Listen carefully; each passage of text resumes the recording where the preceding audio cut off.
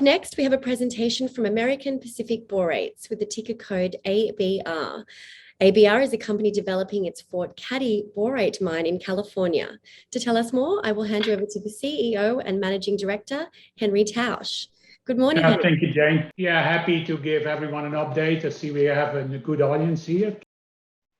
So I tried to hit the highlights of our brief presentation.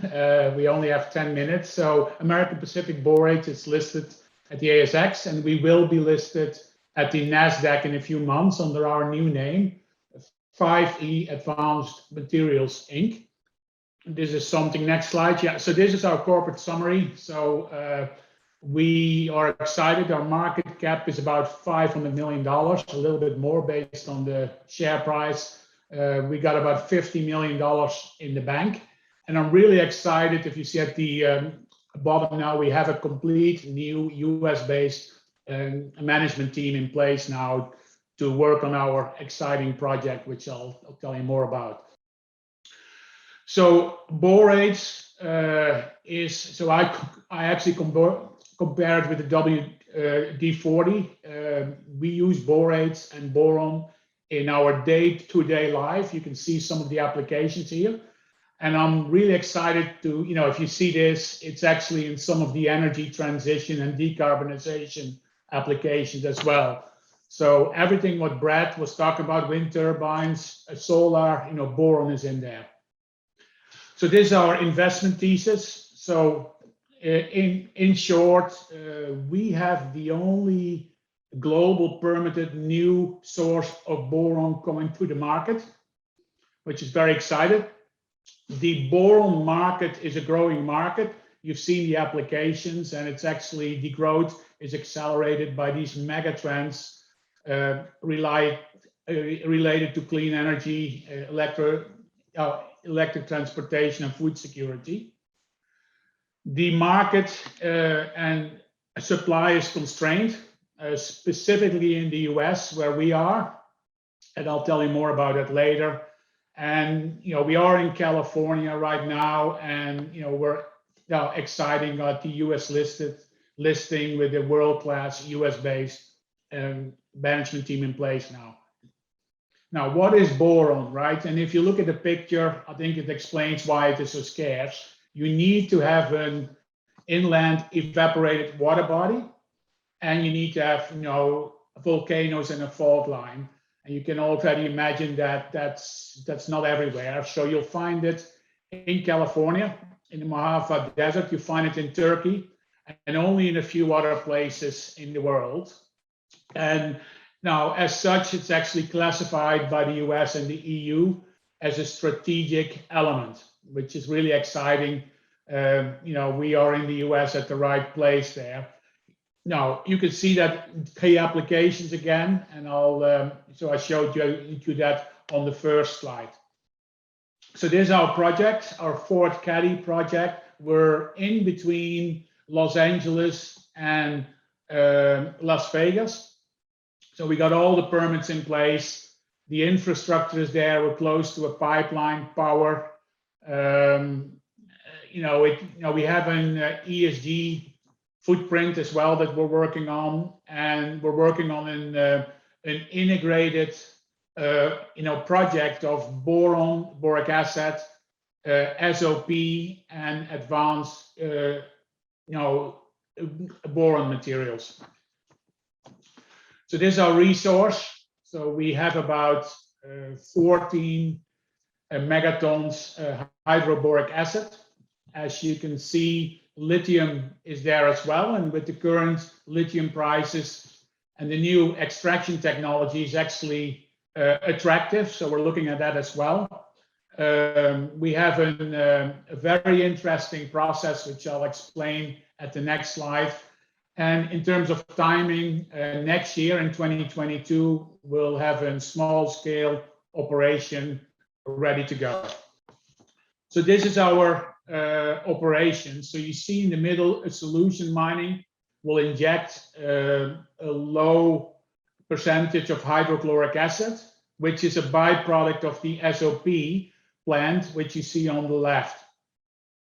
So we build a boric acid plant, and what's really exciting is on the right that our focus really is on the boron specialty materials, which is higher value, higher margin, higher pricing, and many applications. So this is an interesting slide, and it tells the whole story. So if I start on the left, this is the current market. It's about 4.5 megatons per annum of boric acid equivalent. And you can see that about 70% comes from Turkey, from Maden, which is a government-owned entity. Rio Tinto in the US has probably another 10-15%.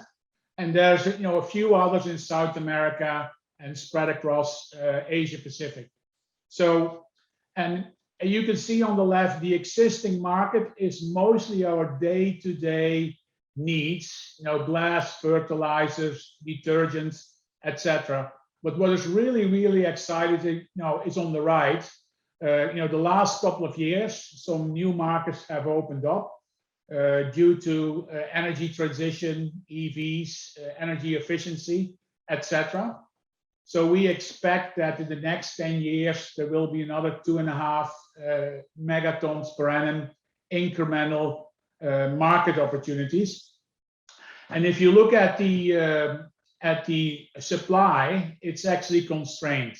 So Maden has a large resource, and they can still increase their supply. Rio Tinto is actually declining. If you look at their outputs in the last couple of years, they're actually declining, and they are in the US. Our operation for Fort Cady is only about 100 miles away from Rio Tinto. So if you look at that and all these strategic new opportunities for boron in the US, we're at the right place at the right time. So I think the US would like to buy locally for these strategic materials, and having a new source in the US and California is really, really good. Now, these are milestones. So we're building out our team. We have the US-based executive team in place. We're hiring the second and third level. We're focusing on new boron products, higher value, higher margin. We're optimizing our project to make it more efficient and create more value, and excited to be listed in the US on the NASDAQ, which we expect for early next year. Next slide, and I think this is my final slide. So I want to summarize again our investment thesis. So we are the only a permitted new source of boron coming to the market, which is really exciting. We play in a market that is growing, and it will grow even faster because of the decarbonization. Supply is constrained, specifically in the US, and they like to buy American for critical resources. And we're building out a world-class management team. And of course, the US listing on the NASDAQ, which will happen early next year, is exciting as well. This is my presentation, so I'll open it up for any questions, Jane. Thank you for that, Henri. We've actually had a few questions come through from a Twitter attendee that's a little bit detailed, so let me see if I can pull it together. So is MP Materials a good comparison, given their proximity to Fort Cady? And how is the US valuing MP Materials? Yeah, MP Materials is probably our closest, well, I would say a competitor, but a peer. They've gone through a similar path as we have. The only difference is they are actually valued a lot more than we are, and they're focusing on advanced products as well, rare earths. So I think it's a very good peer to look at. It also demonstrates that I think we are undervalued, and if you compare MP Materials with us, I think you can calculate what our value should be.